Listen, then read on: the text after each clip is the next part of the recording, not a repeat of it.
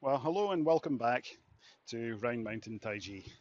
So in this video, we're going to look at the last posture of this sequence that's called Grasp Sparrow's Tail. Okay, it's a sequence that repeats itself in a couple of different variations throughout the form. Okay, and so, if you've been following along these videos and you're able to do it on your own as a complete sequence, then you have actually learned a reasonable chunk of the form. And when we come together in a physical class, depending on what state we're in, we might be able to just start from there, from where we finish. But we'll see. Okay. We may just, of course, start from the beginning if we can get more people arriving. So, at the end of the last posture, we finished on press. Okay. So, where the palm of the left hand was resting gently on the back of the thumb of the right hand. So, let's get into that posture. As ever, the long way round. Okay. And we'll see where we go from there. So heels together, toes apart, arms just loose by your sides. So we begin. Sink all of the weight down onto the right leg, hands inflate in front of the thighs. We step out to the left. We transfer all our weight over onto that left leg, which then allows us to turn our waist towards the north, pivoting on the right heel so our feet are parallel, and we can stand up, equalizing the weight. The arms rise, led up by the wrists. And then the fingers rise. The elbows sink and the hands come back. The elbows go back a little more, fingertips point up, hands come back down in front of the thighs. We sink, turn the waist and catch the moon. We transfer all the weight forward onto that right leg, squaring our waist up towards the east. Turn our waist to the diagonal. We take our step, heel roughly where the toe was. We transfer the weight, left hand rises, the right hand falls. Square our waist by pivoting on the heel of the rear foot of that right foot to ward off left. We carry on. We transfer all the weight forward onto that left leg, catching the moon once more. Turn the weight to the diagonal. Again, we take a nice controlled step, so we can take that step back if we wanted to. Then we transfer the weight. Right hand rises, left hand tracking like a radar dish, and then we square our waist up towards the east. Turning our waist a little more, the arms just follow the movement of the body.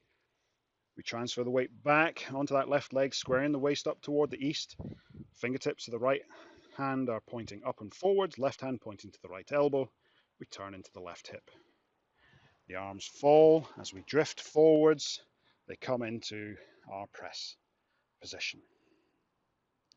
Okay, so this is our press posture. So again, the arm, same as for the ward off right. It's just this one, just gently resting on the top of the back of the thumb there. Okay, so the next posture is called push. Okay, there are postures later on that got much nicer names. Grasp Sparrow's Tail is this whole sequence. It's got quite a nice name to it. Then we've got ward off right, ward off left, roll back, press, and push.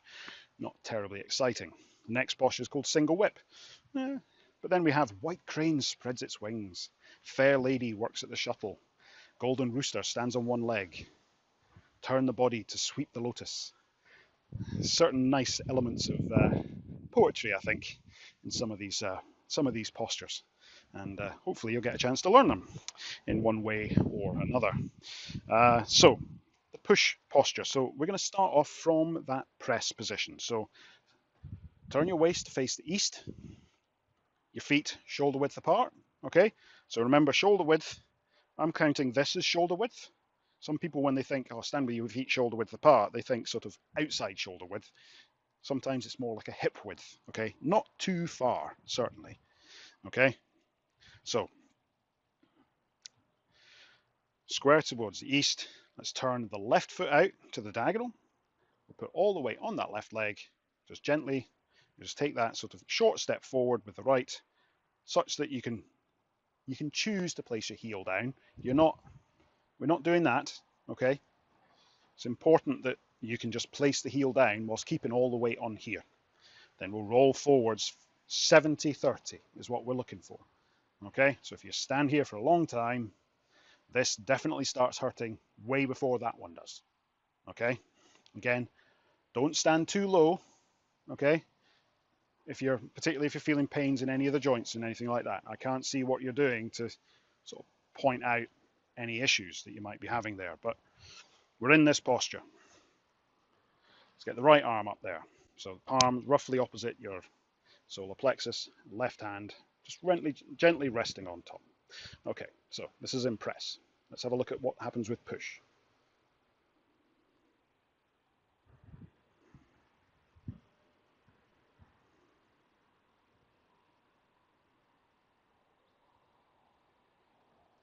Not a lot there, really, is there? Okay, it is an easier posture. Is that wasp going to go away? I think so. Don't have anything interesting for it, hopefully. So what are we doing? Well, we're here. So first thing is, all the weight's going to come back. So just thinking about our hips, all right, and our waist, and where the weight is, all the weight is going to come back onto that left leg. Okay, so again, when we're back here, we could lift that front foot off the ground. Then we're just going to move the weight back forwards again. So that's it. All the weight just comes back, and then all the weight comes forward. Okay? The arms, they're going to separate, and then they're going to come forwards. Okay? So for this, they start off touching. Okay? So as they come back, it can be like holding a ball. So the palms can like point towards each other. You can have them maybe pointing slightly downwards if you will. Okay, but again, it's nice and simple. So I'm not trying to necessarily do this. Okay? So they're just coming back. And as they come forwards, the palms are going to turn away so that I can do my push. Again, notice this with the wrists.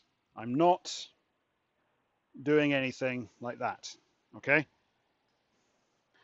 I don't like doing that very often.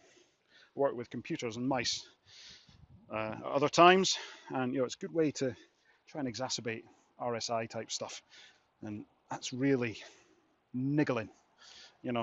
Fortunately, I'm not. Some people are affected worse than others, so I'm quite lucky in that regard. But yeah, we're just keeping what is referred to by the professor as the beautiful lady's hand. Now, I don't think I could be mistaken for a beautiful lady. Maybe on a Saturday, I don't know. Each to their own. But it is this idea of this sort of nice, sort of smooth extension. So it's not this. That's like the comatose hand, but it's not sort of.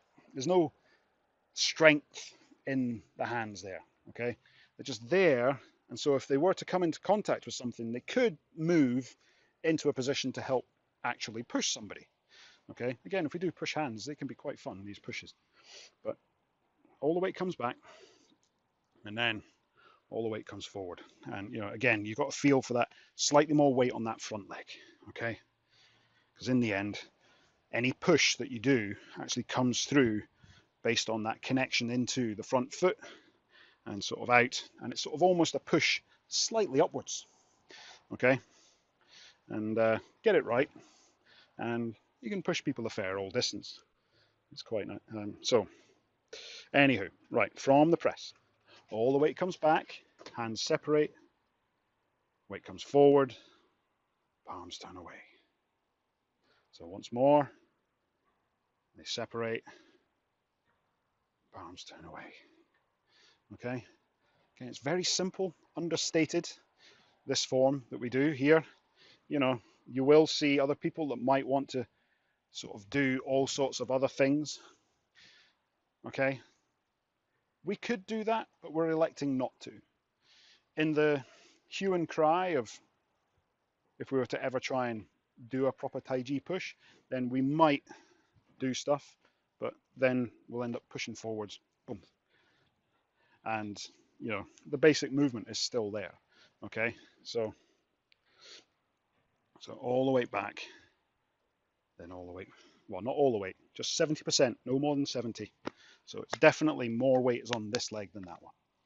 Okay, that takes us to the end of push, to the end of Grasp Sparrow's tail. There's just one posture left to do. I'll be recording that another time, hopefully when the sun decides to come out again. We shall see. I might have to kill the bush, because when I started it was sort of down here, and now it's sort of getting up to here. I keep having to persuade bits to fall over so that I can actually allow you to see me. You don't just see this shrub that's growing. I might also have to give the grass a final cut before winter really comes.